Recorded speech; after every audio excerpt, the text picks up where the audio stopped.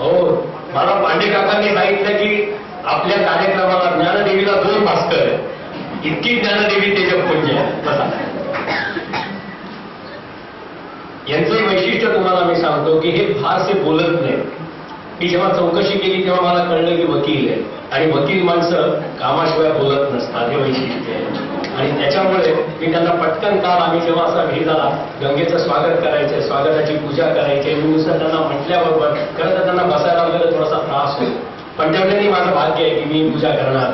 एक पित्याचं हृदय असं असतं की कन्या म्हटली की त्या पित्याला दुसरं काही सुचत नसतं. एक मोठा आनंदाचा अनुभव ज्याला म्हणतात. आदरणीय पांडे काकांनी विनंती करतो की त्यांनी वकील साहेबांचा सत्कार करावा.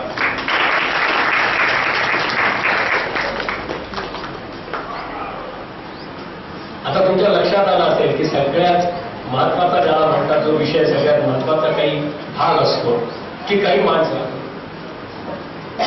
आपल्याला समोर दिसतात, काही पडद्याच्या पाठीमागे असतात आणि काही सूत्रधार असतात. त्यांच्या सूत्रांनी ज्याला म्हणतात. आमच्या इथले देशमुख काका आगमन होत आहे त्यांचं. देशमुख काका देखील एक त्यांची विशिष्ट भूमिका ज्ञानदेवीमध्ये राहिलेली आहे आणि त्या भूमिकेने या कार्यक्रमाचा देखील एक सुंदर असा आस्वाद आदरणीय देशमुख काकांनी घेतला आणि म्हणून मी त्यांना देखील विनंती करतो की त्यांनी यावं आणि आमच्या कृतज्ञतेचा भाव त्यांनी स्वीकारावा. आदरणीय पांडे काका.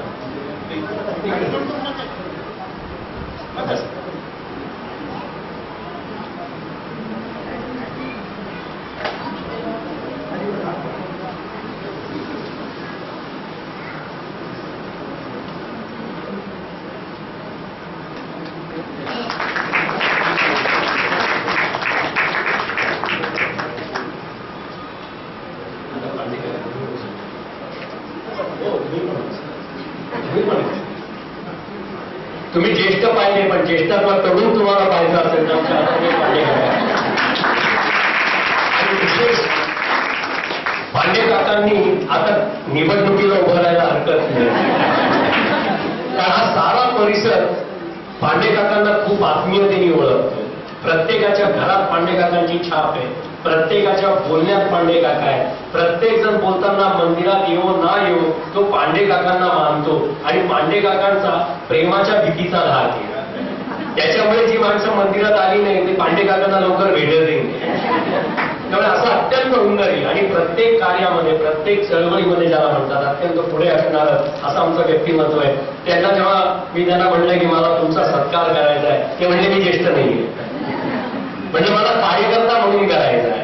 कारण ही सारी जी व्यवस्था आपण पाहतोय अत्यंत सुंदर अशी जी व्यवस्था आहे ही सारी पांडे काकांच्या मेहनतीची व्यवस्था आहे.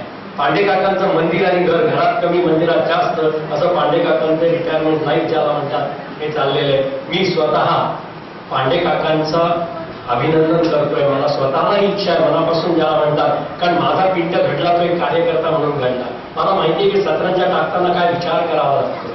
मला हेही माहिती आहे की कार्यक्रमाच्या संयोजनामध्ये कोणत्या प्रकारच्या युक्त्या किंवा कोणत्या प्रकारचे कष्ट करावे लागतात आणि म्हणून त्या भावनेने मी स्वतः आदरणीय पांडे काकांविषयी कृतज्ञता व्यक्त करतो आणि पांडे काकांना प्रार्थना करतो की त्यांनी याचा स्वीकार करावा.